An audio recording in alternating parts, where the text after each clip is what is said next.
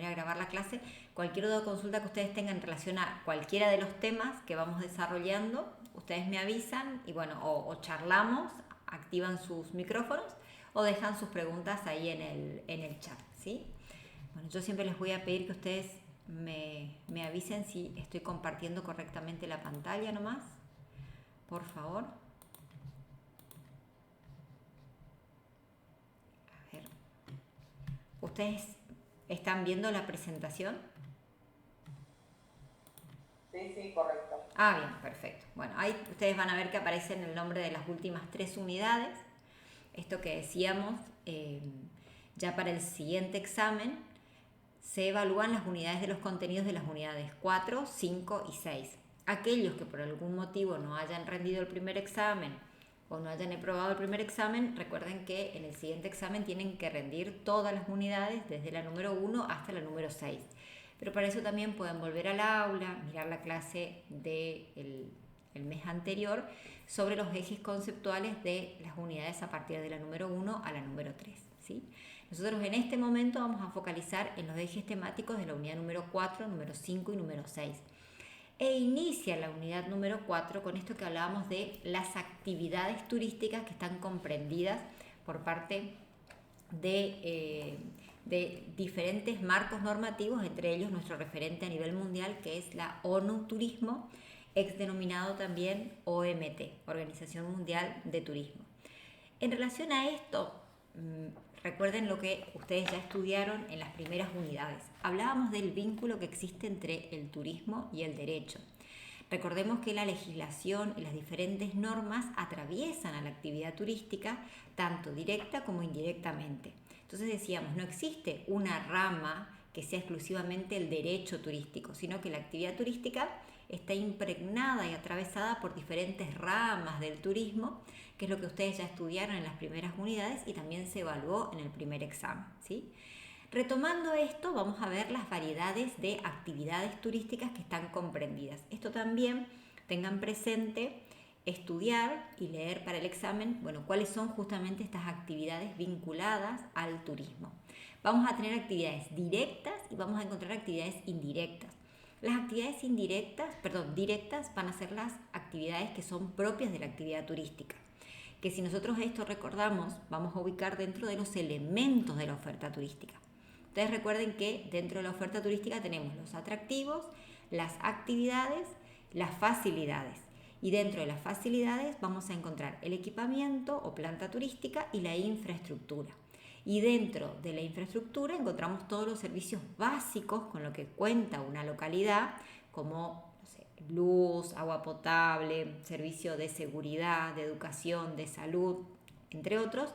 Y dentro del equipamiento planta turística vamos a encontrar todos aquellos servicios turísticos propiamente, que son servicios que son susceptibles del uso de la comunidad receptora, pero están desarrollados con una finalidad turística recreativa. Dentro de ellos encontramos, por ejemplo, servicio de alojamiento, servicio de agencias de viajes, servicio de transporte, de centros recreativos, actividades de alquiler de prestadores de servicios que realicen excursiones de avistajes de aves, de astroturismo, de kayak, de bicicletas, que organicen organización de eventos, ¿sí? Y acá recordemos que hablamos a nivel general, ustedes en el material encuentran desglosado cada uno de estos servicios.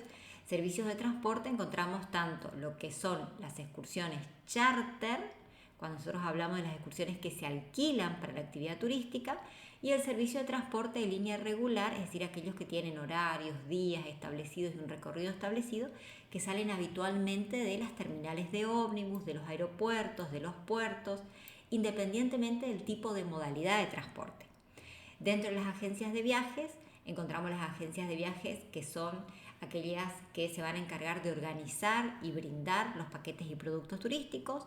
Y dentro del servicio de alojamiento encontramos diferentes modalidades. Ustedes recuerden que tenemos alojamientos hoteleros y extrahoteleros. Dentro de los hoteleros son los que nosotros comúnmente conocemos como alojamientos de 1 a 5 estrellas. Y dentro de lo que es el extrahotelero tenemos cientos de modalidades como apart-hotel, los camping, los glamping, los alojamientos rurales. Es decir, existen diferentes modalidades. Todas estas están dentro de la categoría de actividades directas vinculadas al turismo. Y como actividades indirectas vamos a encontrar, por ejemplo, la gastronomía en sus diferentes modalidades, cafeterías, bar, restaurantes, comidas rápidas, hay restaurantes temáticos, diferentes modalidades, los que son la modalidad buffet, modalidad a la carta, servicios de salones, de baile, discoteca, la venta de artesanías, que son generalmente actividades que existen en un destino turístico y que, si bien están desarrollados para el uso de la comunidad receptora, también son utilizados por los turistas. Recordemos que, por ejemplo, la gastronomía forma parte de un servicio básico de un destino, al igual que el alojamiento. Este turista que se desplaza fuera de su lugar de residencia habitual, lo que va a necesitar como mínimo es dónde alojarse y comer, ¿sí? Entonces, acá encontramos las actividades.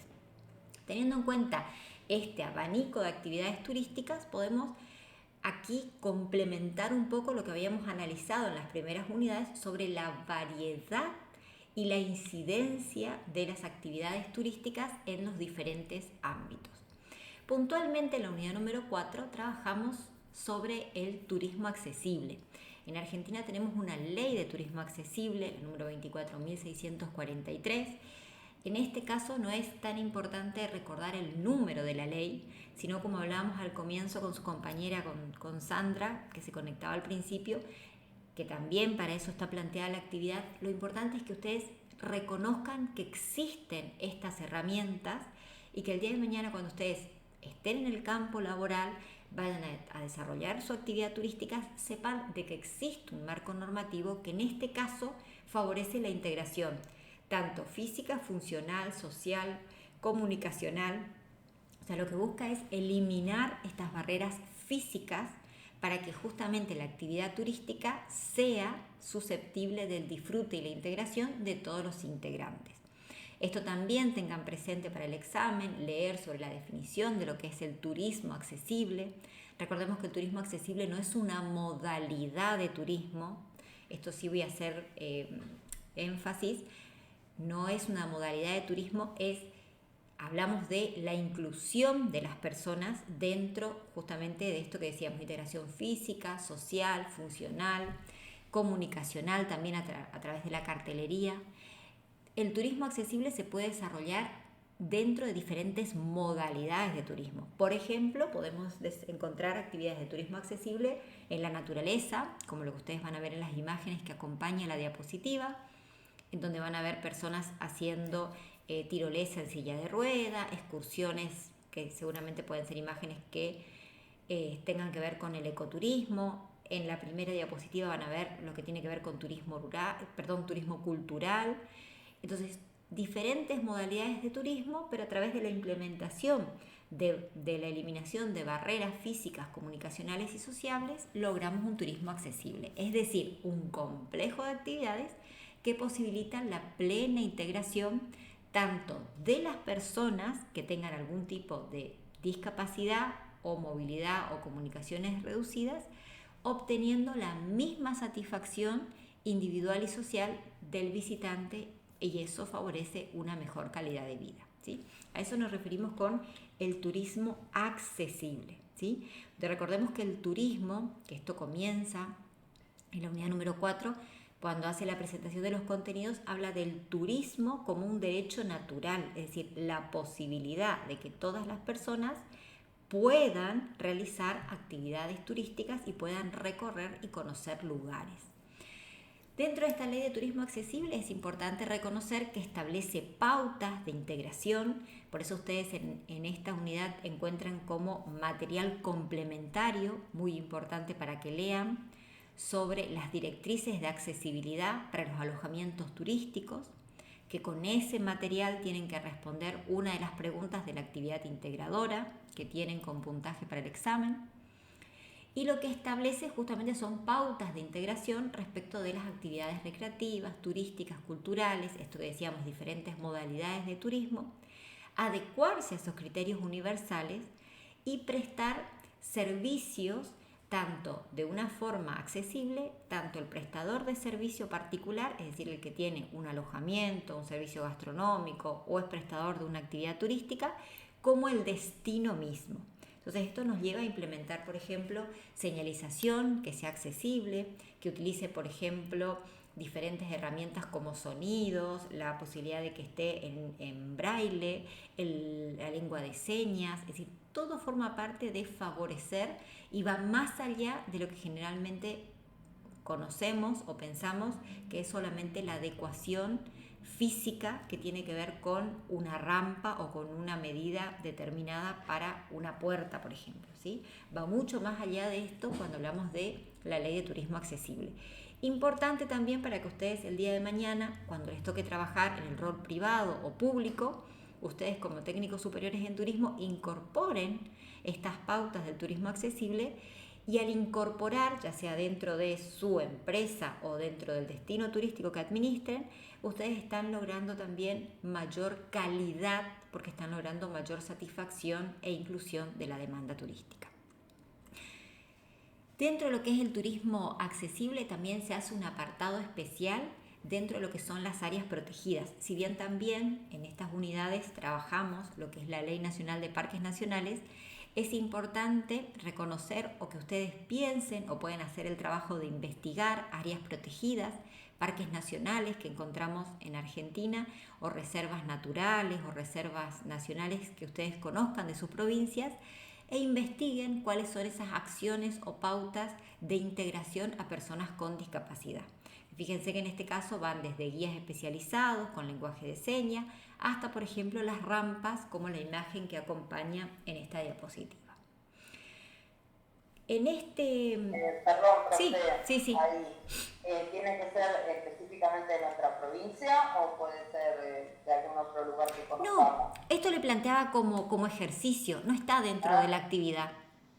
No, esto les planteaba como ejercicio porque la mayoría de las áreas protegidas, una de las primeras que comenzó a implementar ya hace muchísimos años fue el Parque Nacional Iguazú con la señalética en braille, por ejemplo.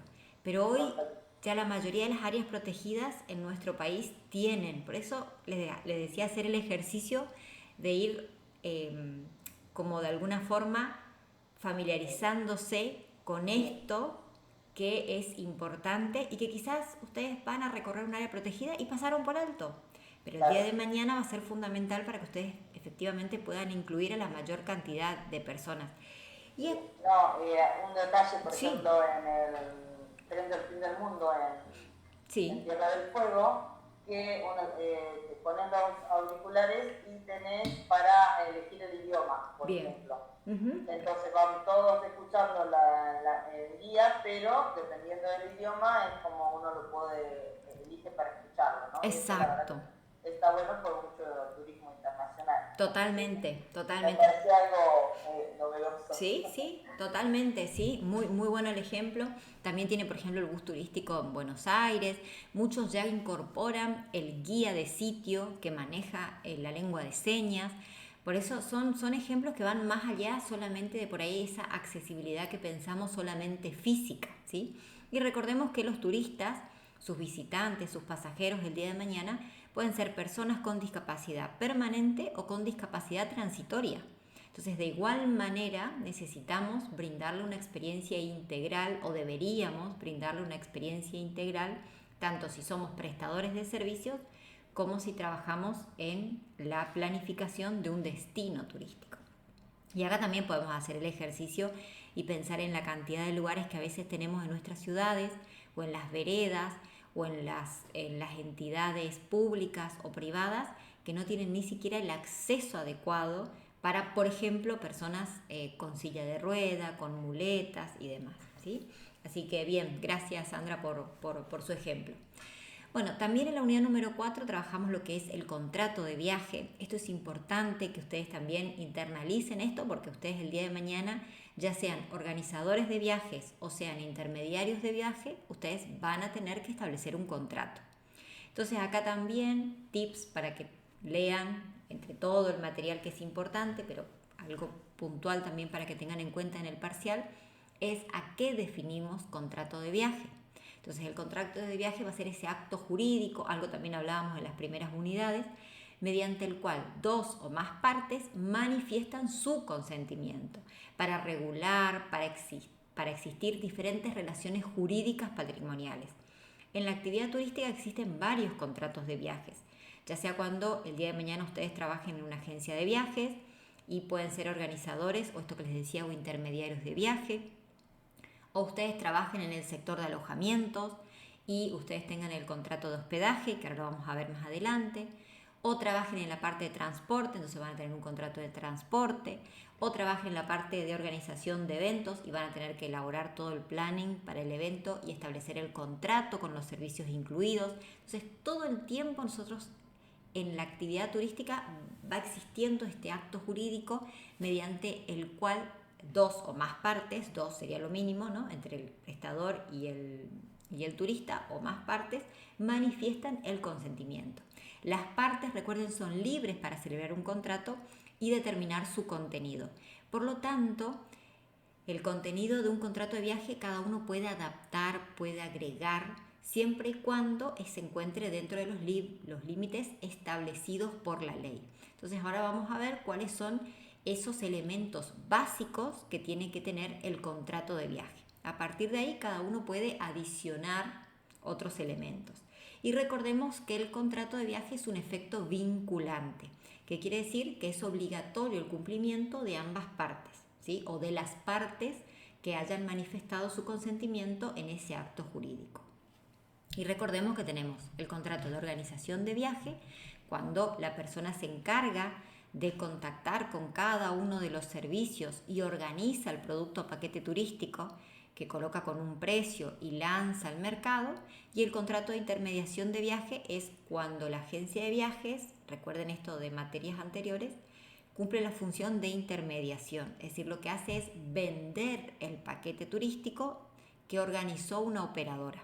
Entonces, en la intermediación de viaje, la agencia de viajes queda en el medio entre el organizador de viaje, que es este mayorista o tour operador, y el turista o cliente de ustedes. ¿Cuáles son esas exigencias mínimas en la confección de un contrato? Aquí ustedes van a observar un ejemplo.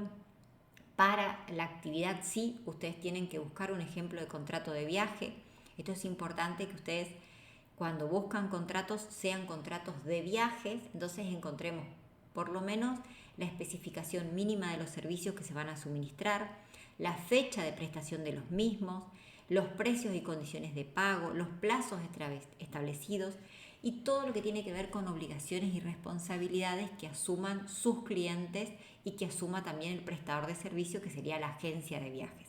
Entonces, en todo contrato nosotros vamos a colocar los datos de la agencia de viajes, en este caso porque hablamos de contrato de viaje, establecemos todos los datos de la agencia de viajes, todos los datos de los pasajeros, luego vamos a establecer y especificar los servicios a suministrar, la fecha de prestación, los precios, las condiciones de pago, los plazos, porque recuerden que no es lo mismo el plazo de pago para un paquete que sea nacional que para uno que sea internacional. No es lo mismo si estamos hablando de paquetes o productos turísticos que incluyen transporte aéreo o, por ejemplo, transporte marítimo, que si hablamos de excursiones que son programadas con transporte terrestre solamente. ¿Sí? Y después todo lo que tiene que ver con obligaciones y responsabilidades, que hace referencia a las condiciones generales que acompañan el contrato, que tiene que ver con esto de cuáles son las responsabilidades, por ejemplo, en relación a la documentación que debe llevar el pasajero, la documentación en caso de que viaje con menores. Bueno, todas esas responsabilidades y obligaciones también acompañan el contrato de viaje. Algo importante sí en relación a la especificación de los servicios. En un contrato de viaje no solamente se va a colocar que la salida a Bariloche incluye 3 noches en un hotel. No, vamos a colocar 3 noches de alojamiento en un hotel. ¿Qué categoría? 3 estrellas, 2 estrellas, 1 estrella, 5 estrellas. O no es en un hotel, es en un apart hotel. Entonces, esa es la especificación de los servicios. Si el servicio incluye transporte terrestre, ¿en qué se va a realizar? ¿En un minibús? ¿En un colectivo? Si es en un colectivo, ¿qué servicio? ¿Es cama, semicama, cama total? Esa es la especificación de los servicios necesarios. No solamente en el contrato no podemos decir incluye alimentación. No, ¿qué tipo de pensión es la que está incluida? ¿Es con desayuno, con media pensión, con pensión completa? A eso nos referimos con el mayor detalle dentro del contrato de viaje, ¿sí? Otro aspecto que se trabaja en la unidad número 4 tiene que ver con la reglamentación del servicio de transporte. Esto, si bien ustedes recuerden que todo lo que tiene que ver con la reglamentación en general, esto yo ya les había contado en la clase anterior, que incluía las primeras unidades, decíamos el marco normativo siempre se va actualizando y es importante que como profesionales de la actividad ustedes estén en contacto con estos cambios, lean las actualizaciones, entren en fuentes que sean confiables, a analizar cuál es el marco que regula la actividad. La realidad es que actualmente para habilitar lo que es el transporte automotor para desarrollar la actividad turística, tenemos que seguir una serie de requisitos que se encuentran establecidos en la página de la CNRT. Recuerden que la CNRT es la Comisión Nacional Reguladora de Transporte. Ustedes en el aula virtual van a encontrar un enlace que les lleva justamente a estos requisitos que establece la CNRT, y ustedes como futuros profesionales de la actividad no pueden entonces desconocer que existe un organismo de controlor que establece cuáles son los requisitos, tanto para el registro de vehículos como para el registro de conductores. Y ahí establece que tiene que existir un contrato de transporte entre justamente el prestador del servicio de transporte y las personas que contratan el servicio, y debe toda unidad salir con una lista de pasajeros. Esa lista de pasajeros va a tener no solamente el nombre y el apellido, sino también el DNI, va a tener que tener la fecha de nacimiento, todos los datos de los pasajeros que se trasladen en esa unidad. Y recuerden que cuando hablamos de servicio de transporte para el turismo, estamos hablando de cuando el servicio de transporte automotor, ya sea en minibús, sea en colectivos, independientemente si es doble piso o piso elevado, se va a incorporar dentro de un programa turístico, es decir, dentro de un paquete o producto turístico. También les invito a ingresar en la página de la CNRT y analizar esto. Relacionado a la normativa que regula la actividad de transporte, también encontramos en Argentina la regulación tanto del Código Aeronáutico y de la Prefectura Naval. ¿Esto por qué tenemos que saber que existe? Porque dentro de la actividad turística, ustedes el día de mañana se pueden, por ejemplo, trabajar en una zona en la que la única forma o la forma más simple de acceder sea a través de un vuelo charter.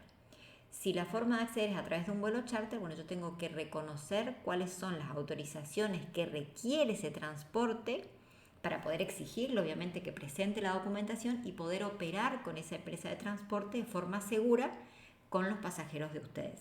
Entonces, si ustedes van a trabajar un destino de montaña, un destino en el medio de un campo, en el medio de una zona de humedal, de selva, que necesitan ese tipo de transporte, bueno, saber que existe un marco normativo que regula la actividad.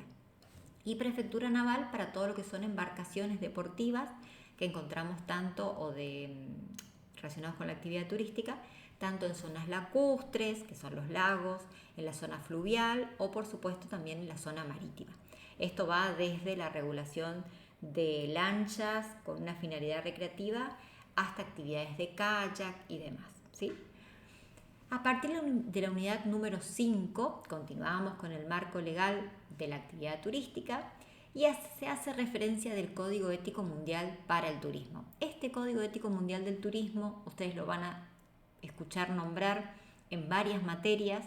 Seguramente el día de mañana, si les toca presentar un proyecto o un plan o una planificación para un destino turístico, es importante también tener presente, porque establece 10 principios de la actividad turística relacionados justamente con los beneficios que conlleva la actividad turística siempre y cuando sea desarrollada de forma planificada y sustentable en los aspectos económicos, sociales, culturales y medioambientales, ¿sí? Entonces, esto también es interesante porque el día de mañana ustedes, a través del Código Ético Mundial para el Turismo, pueden ustedes justificar el proyecto, justificar un plan de inversión, ya sea un plan de negocio o un proyecto que sea para el desarrollo de un determinado destino o actividad turística. Fue sancionada en el año 1999 por la Organización Mundial del Turismo. O sea, el Código de Ética Mundial para el Turismo es un documento que se desprende de la ONU y es un marco de referencia para el desarrollo del turismo de forma sustentable y responsable.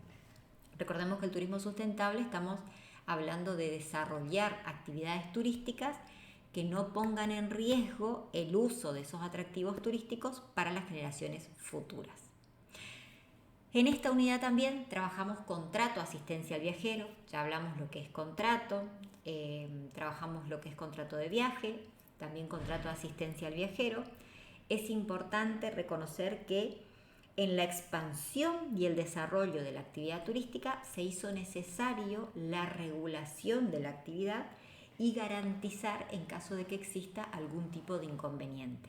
Entonces acá es importante también esto, tengan en cuenta para el examen, reconocer cuál es el objetivo de contratar una asistencia al viajero el día de mañana. Es impensable que el día de mañana ustedes trabajen en el sector privado y no incluyan la asistencia al viajero a sus pasajeros, ¿sí? Entonces siempre, cualquier viaje que ustedes organicen, incluir el seguro al viajero. ¿Y cuál es el objetivo de esta asistencia? Es justamente asistir al pasajero, acompañar, socorrer o cuidar a quien requiera la ayuda en alguna situación que ponga en peligro la posibilidad de gozar ese viaje. Son todas aquellas situaciones no previstas. Cualquier urgencia médica que puede surgir. Por ejemplo, ustedes tienen pasajeros haciendo una excursión en Las Leñas y tienen un esguince en el pie o alguna situación particular.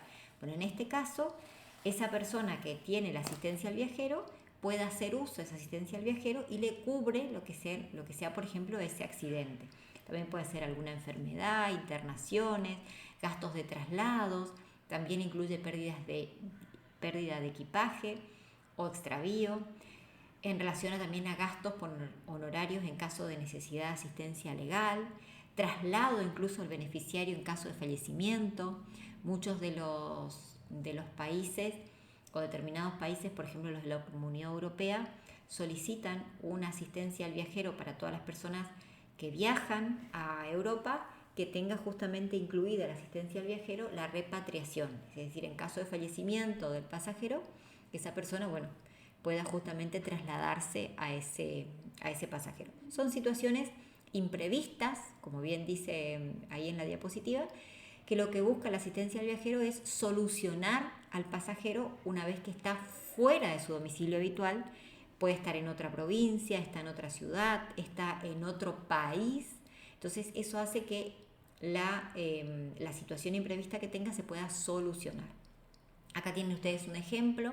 Esto también pueden ingresar ahí en el aula virtual. Hay un ejemplo de una página de asistencia al viajero, hay muchas.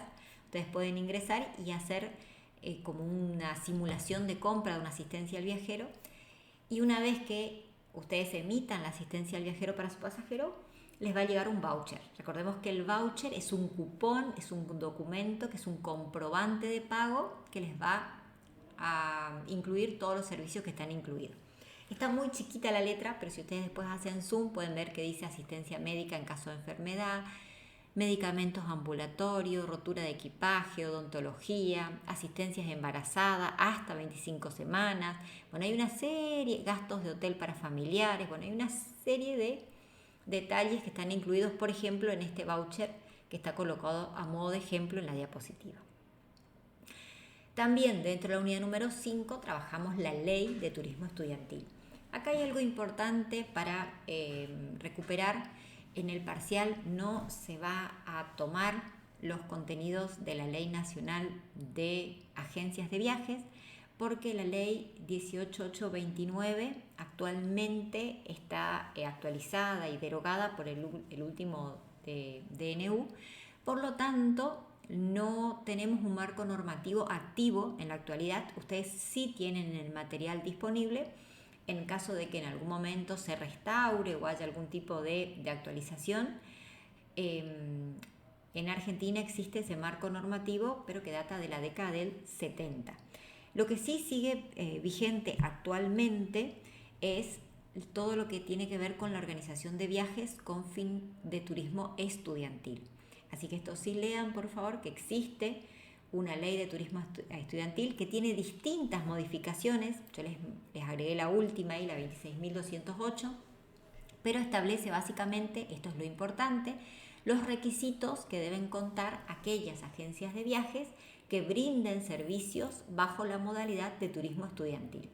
Entonces las agencias de viajes tienen que tener un certificado de autorización para poder ofrecer esta modalidad de turismo, y dentro de esta modalidad de turismo los estudiantes o cada uno de los pasajeros abona lo que es una cuota cero, que viene a ser como un seguro de viaje en caso de que la agencia de viajes incumpla los servicios que fueron contratados.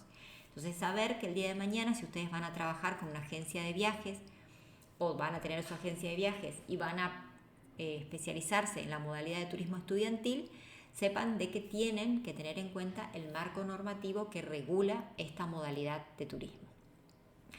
Dentro de lo que es la unión número... Sí. Sí, no hay problema. Sí, en cuanto entonces lo que está derogado ahora que comentaba, justo no alcancé a escuchar bien. De 18829, de agencia de viajes. Ajá. Sí, justamente lo que dijo anteriormente, que después sí la de turismo estudiantil con la actualización. Exacto. Es lo que tenemos que saber. Exacto. La Ley Nacional de Agencia de Viajes, ustedes tienen el material, pero no va a ingresar en el examen, porque justamente, bueno, fue derogada, modificada en el último decreto de necesidad de urgencia. Bien, pero, bien cuál es. Claro, entonces la Ley Nacional de Agencias de Viajes, esa no entra en el examen. Lo que sí ingresa es lo que tiene que ver con el turismo estudiantil. O sea, deben ustedes reconocer de que para operar esta modalidad de turismo hay un marco normativo que sí establece. Tampoco, acá voy a hacer un paréntesis, aprovechando, Sandra, su comentario, tampoco es que las agencias de viajes no tengan reglamentación. Ustedes pueden entrar, por ejemplo, en la página de la FAEVIT, de la Federación de Agentes de Viajes y Turismo, la Federación de Empresas de Viajes y Turismo, y ahí existe como un registro en donde se encuentran aquellas agencias de viajes que están habilitadas dentro de el territorio nacional, ¿sí? Pero no está actualmente vigente todos los requisitos que establece la 18829, ¿sí? Por eso directamente focalicen, por favor, en la Ley de Turismo Estudiantil. Bien, en relación a lo que es, en esta unidad también trabajamos esta actividad directa del turismo, que es el alojamiento relacionado con la hotelería. Y acá lo importante es saber que el día de mañana ustedes, cuando trabajen dentro del sector de alojamientos, saber que existe una Ley Nacional de Hotelería con su decreto reglamentario y que establece una serie de requisitos para que el alojamiento se deba inscribir dentro del Registro Hotelero Nacional. Esto también tiene modificaciones de acuerdo al último DNU, por eso es importante tener en cuenta, recordemos la pirámide de Kelsen que analizábamos en las primeras unidades, no solamente la norma nacional, sino también la norma provincial. Por lo tanto, acá es importante también analizar cuáles son los decretos o las leyes provinciales relacionados con los alojamientos turísticos que tengan ustedes en su ciudad o en su provincia, al fin de, obviamente, desarrollar la actividad dentro de lo que es el marco normativo. Pero básicamente esta Ley Nacional de Hotelería establece una serie de requisitos para establecer o autorizar a un determinado edificio para que brinde el servicio de alojamiento. Entre ellas, por ejemplo, establece que debe tener una entrada independiente para los huéspedes y para el personal. Establece, por ejemplo, que la capacidad mínima de un ascensor es para 4 personas. Establece la cantidad de litros de agua que tiene que tener por habitación. Establece, bueno, una serie de requisitos para que sean, por ejemplo, algo importante es el tema de que el edificio tiene que ser utilizado exclusivamente para la actividad de alojamiento, no puede ser utilizada en conjunto con otras actividades. Bueno, esos son requisitos para inscribirse como el Registro Hotelero Nacional. Y acá sí es importante reconocer, cuando hablamos de un alojamiento turístico, que es aquellas empresas mercantiles que ofrecen el servicio de alojamiento a personas que no constituyen su domicilio habitual en ese lugar, a personas que por lo menos van a pasar un pernocte, es decir, una noche. Recordemos que pernoctación hablamos de alojarse. Entonces establece estos requisitos que les decía para que sean categorizados dentro de las hosterías, los moteles y los hoteles. Recordemos que la diferencia entre hosterías, moteles y hoteles es que es la cantidad de plazas, y en el caso de los moteles son alojamientos turísticos que se encuentran en los accesos de las ciudades y tienen la particularidad que tiene el estacionamiento contiguo a la habitación. Y esto sí, para que ustedes repasen para su examen, es contrato de hospedaje. Es decir, cuáles son las responsabilidades y las obligaciones que mínimamente debe incluirse dentro de un contrato de hospedaje. Recordemos que el contrato de hospedaje va a ser celebrado entre dos partes, entre en este caso el hotelero y el huésped. Y en este contrato de viaje vamos a incorporar todo lo que tiene que ver con, por ejemplo, establecer la tarifa, respetar cuáles son las condiciones de pago, respetar por el servicio, velar por la seguridad de los huéspedes y del personal que trabaja en el alojamiento. Entonces tengan especial dedicación a leer esta parte que habla del contrato de hospedaje. Como para ir finalizando en lo que tiene que ver con el marco normativo, en la unidad número 5 hace mención de 3 leyes relacionadas con la protección ambiental. La Ley de Parques Nacionales, que regula todo lo que es las actividades dentro de parques nacionales, monumentos y reservas nacionales. Después tenemos la Ley de Política Ambiental Nacional, que establece cuáles son estos presupuestos mínimos para el logro de una gestión sustentable. También tiene y va teniendo actualizaciones. Y también encontramos una Ley de Protección del Patrimonio Arqueológico y Paleontológico.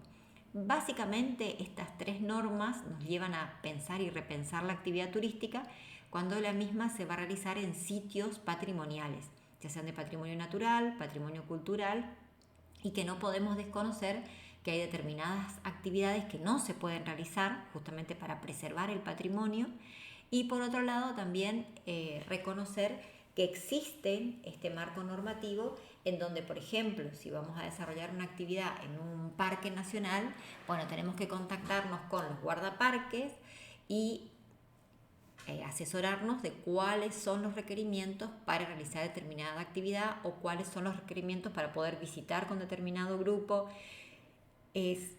Básicamente estas 3 normas nos llevan a repensar esta actividad turística, que es lo que decimos del comienzo de la clase, de que todas las actividades turísticas están atravesadas por un marco normativo que regula alguna de las partes de la actividad, ¿sí?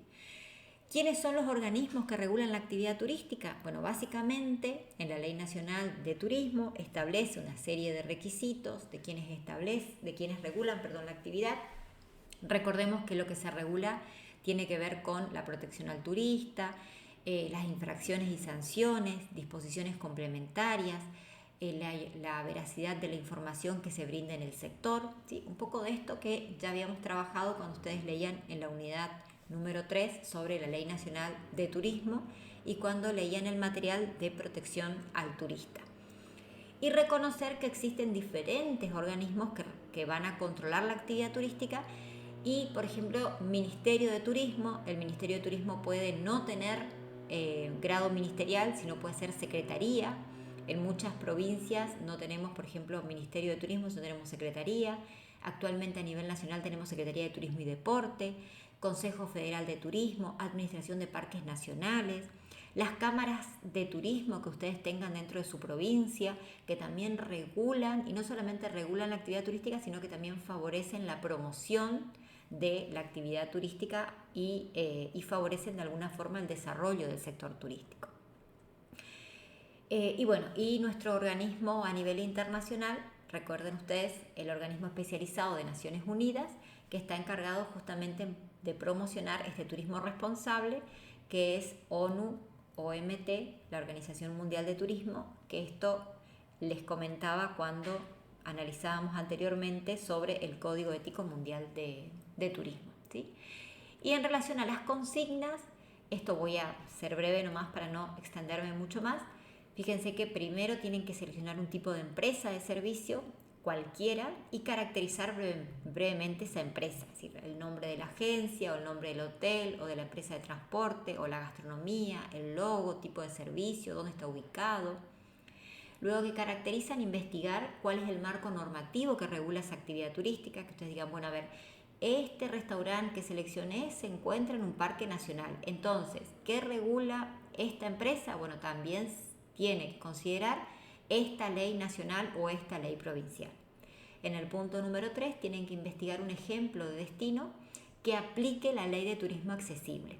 Entonces ustedes investigan a ver qué destino turístico, así como decíamos, el ejercicio puede ser de un parque nacional o de un destino que ustedes digan, a ver, bueno, tal destino de playa aplica turismo accesible a través de rampas para la accesibilidad a playas de personas con silla de ruedas. Entonces, básicamente seleccionar el destino y explicar de qué forma llevan adelante políticas o prácticas de turismo accesible.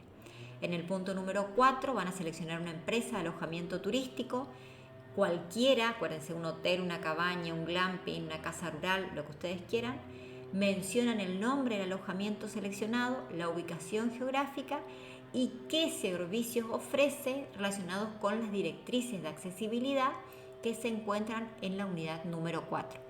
Por lo tanto, recuerden que para el punto número 4 tienen que seleccionar una empresa de alojamiento turístico que cumpla con las directrices de accesibilidad. Porque en el punto número 4 tienen que mencionar a ver qué tipo de directrices cumple ese alojamiento turístico. Entonces, eligen el alojamiento turístico, van al material de directrices de accesibilidad y se ponen a mirar qué es lo que ustedes encuentran en la información en la página web o en las redes sociales que promociona relacionada con el turismo inclusivo. En el punto número 5 definen contrato de viaje, esto ya analizamos también acá, y buscan un ejemplo de contrato de viaje. Así como ustedes encontraron el contrato de viaje en internet, hacen un print de pantalla, una copia de la imagen y pegan en su trabajo. Asegúrense por favor que sea un contrato de viaje. En el punto número 6, ustedes lo que tienen que hacer es tener en cuenta la ley de parques nacionales y mencionar cuáles son los aspectos incluidos en la ley de parques nacionales sobre el desarrollo sostenible del turismo. Entonces hay una serie de recomendaciones que establece la ley de parques nacionales para el desarrollo de la actividad turística en áreas protegidas. Y en el punto número 7 tienen que leer la Ley Nacional de Turismo Estudiantil que analizábamos recién y responder esto. ¿Por qué es necesario que el turismo estudiantil tenga una ley específica, a diferencia de otros tipos de viajes? ¿Y cómo protege esta ley a los estudiantes y a sus familias? Responden esos 2 puntos y con eso está desarrollada la totalidad de la actividad, ¿sí? Recuerden estos aspectos de evaluación, originalidad, la calidad de entrega, la estructura conceptual y demás. Bueno, y hasta acá iríamos con nuestra clase. Bueno, voy a dejar de compartir para sumarme aquí con ustedes. Ay, Sandra quedó sola ahora en clase, pobre.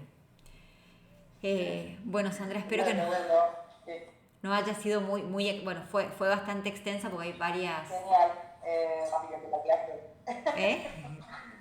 Que acá estaba siguiendo la clase, así que bueno, esperemos poder terminar con... por ejemplo, yo que trabajo sí, con esta agencia de viajes, yo puedo tomar referencias justamente de esta empresa, más que nada porque tengo que hacer alguna consulta por ahí yo, o sea, vivo en otro pueblo, pero sí tengo contacto con la agencia porque soy vendedora de ellos. Exacto, sí. Referencia a esa empresa. Tranquilamente puede tomar exactamente esa agencia de viajes como ejemplo, caracterizar para el punto número 1 y en el punto número 2, bueno, vincular a ver cuál es el marco normativo que considera que se relaciona. También, por ejemplo, dentro de las agencias de viajes va a estar relacionado todo lo que tiene que ver con el marco normativo de transporte, porque si organiza excursiones con ómnibus, por ejemplo, entonces también incluye lo que es el marco normativo de transporte.